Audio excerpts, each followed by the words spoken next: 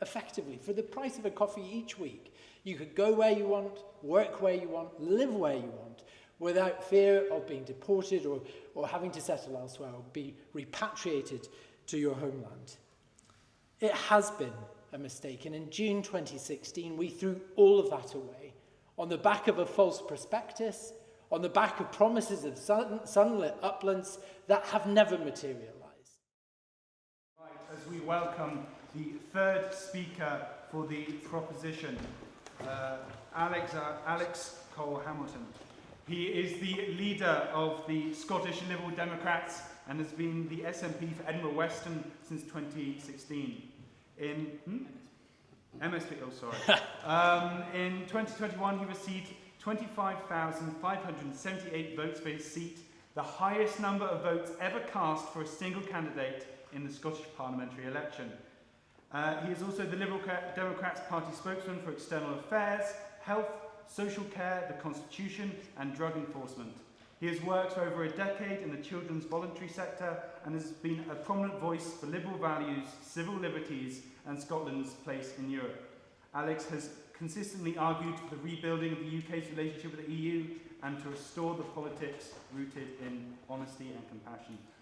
Mr. Cole-Hamilton, the floor is yours.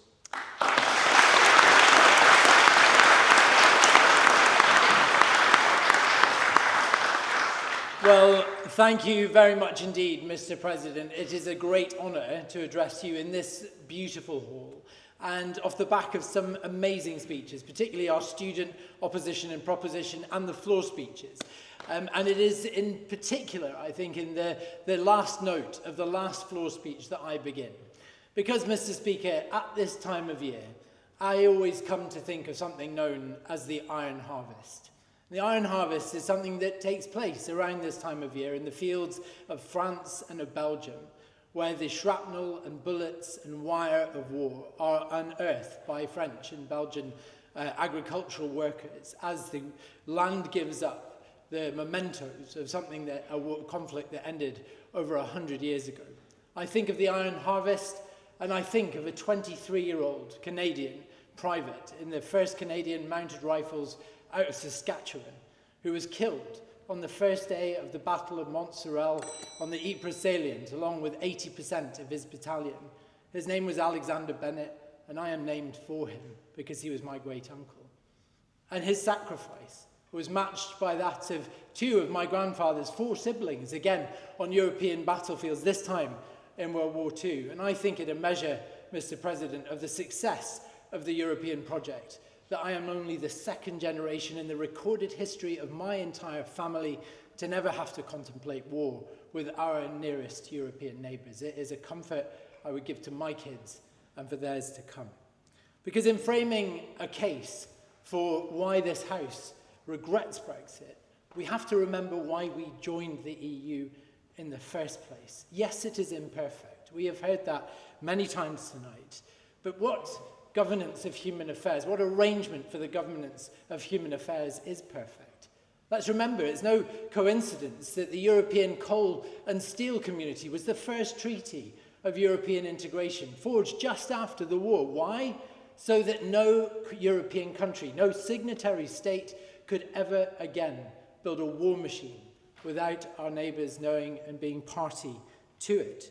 That then went to the Treaty of Rome, and we've heard some of that today. But the Treaty of Rome is rightly celebrated as the most important charter for freedom that this world has ever seen. The free movement of goods, people, capital and services in such a huge landmass, in such a huge economy.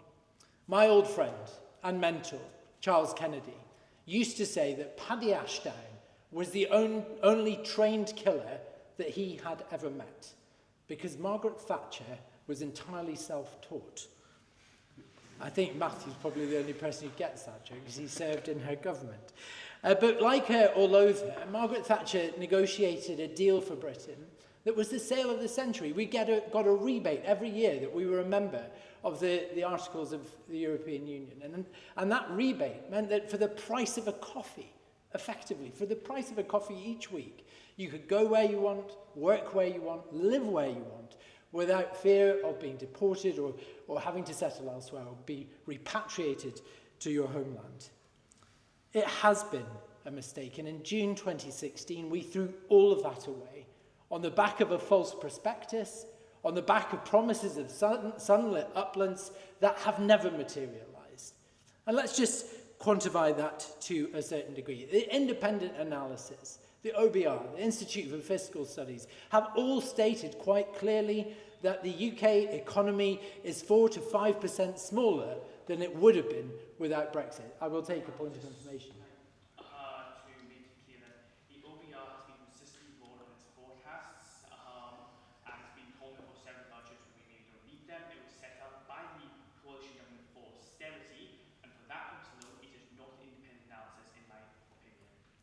The Institute of Fiscal Studies is independent and also concurs with their assessment. We are a smaller and more mean-spirited economy because of our departure from the European Union. And that is because of things like trade friction.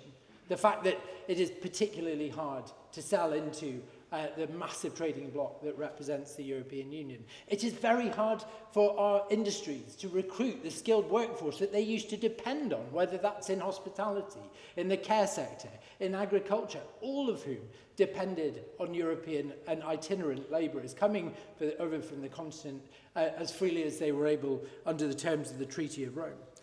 We're missing out on vital medical trials for ultra-orphan and orphan conditions where our patients used to benefit from the strength and numbers of the European Medicines Agency. We are no longer part of those trials.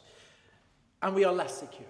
We are far less secure. We have limited cooperation in terms of security, intelligence sharing, and a range of other cooperation agreements. And so much for taking back control of our borders. As we heard very eloquently from our gentleman friend at the back, who regrets his decision to support Brexit, we have seen a surge in illegal migration. There were no boat crossings prior to Brexit, not in any measurable sense in any case. And that was because, in his haste to bring about Brexit, Boris Johnson neglected to replicate or redo or recast what was called the Dublin Accords, which was our arrangement with every other single member of the European Union that if somebody came illegally into our country, that they could be returned to the country through which they entered the EU and vice versa. That was never repeated, and as such we have the small boat crossing. I realise my time is short. I want to reflect on the words of Bobby Kennedy, because I think he was talking about nationalism when he said that only earthbound man still clings to the dark and poisoning superstition that his world is bounded by the nearest hill, that his common humanity extends simply to those who share his language and the colour of his skin. I believe in those words as I believe in European projects, in internationalist projects. I am a liberal for that reason. And my goodness, I found myself moved to tears when in April I participated in a convoy taking 7 ambulances overland from Teddington in South London to Lviv in Western Ukraine for delivery to the armed forces of Ukraine for immediate use on their front lines. I saw firsthand the privations of war and what threat still exists on continental Europe because of Putin's war machine and his aggression. And there is nobody that regrets Brexit more right now than the fighting men and women of Ukraine, who turn to us as if we have completely lost our minds. They would give their eye teeth for the surety, for the security that membership of the European Union could have offered them had they had it before February 2022. So, Mr. President, I regret Brexit. My opposition side regrets Brexit. And I fundamentally propose to the House that we all should regret Brexit. Thank you.